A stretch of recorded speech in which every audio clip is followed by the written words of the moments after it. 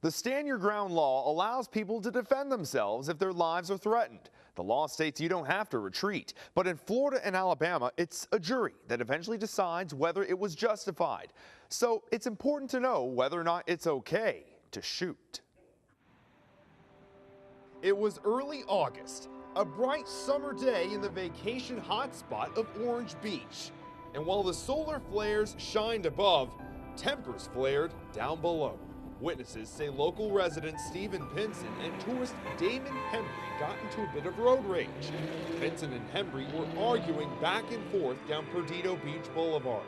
And when the vehicles reached a stoplight, police say Hembry, who was unarmed, approached Pinson's pickup. Pinson's attorney, Steve Salter, says his client waved a handgun as a warning.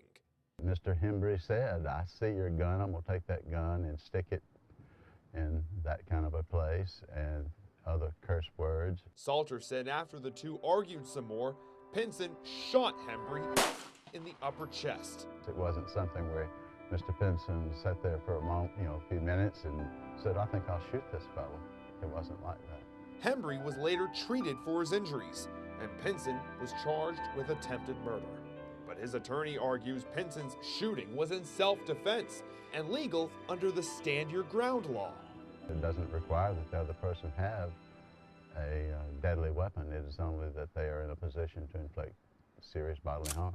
What exactly is this law, and how does it apply to you if you're in danger? Around 24 states, including Alabama and Florida, have statutes regarding self-defense.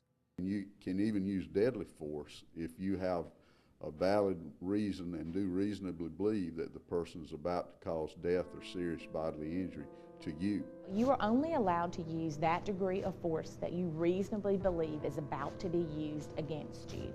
The language of the law is similar for both states. A person is justified in using deadly force in cases where you have to protect yourself, protect others, or prevent an unlawful invasion of property like a house or a car. You have to be very careful. You need to make sure that if you are about to use deadly force on someone, that you have just cause and that you reasonably believe that that person is about to use deadly physical force on you. Let's see what we could do. That was it. Gary Mozingo is a self-defense teacher. It's a tool, and it can be used in a safe and an unsafe manner. He tells students how to protect themselves if they're threatened. Anybody that abuses force is acting unlawfully, and that's a key. Then you can use deadly force to change that behavior if your life is threatened. Mozingo teaches his students to shoot to stop the threat, not shoot to kill. And what we teach then is you shoot center of mass, and you shoot until the threat is stopped. You're not shooting to kill, not shooting to, so your intent's not to hurt anybody. Your intent is to stop the threat. Well, why don't you just wound the individual? Why don't you just take out the knee or the hip or the shoulder or these things? Let's see, that makes sense until you introduce adrenaline. When you introduce adrenaline, your fine motor skills go away. Officials from both states say typically it's a jury's job to determine whether your case of self-defense follows the law.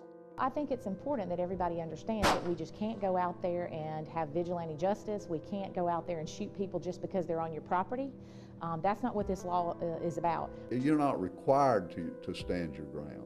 It's something that you can choose to do. You can still use what you consider to be good judgment and retreat to a safe place if somebody's threatening you. If convicted, Steve Pinson could face years in prison for this shooting. But his attorney argues Pinson made the right decision.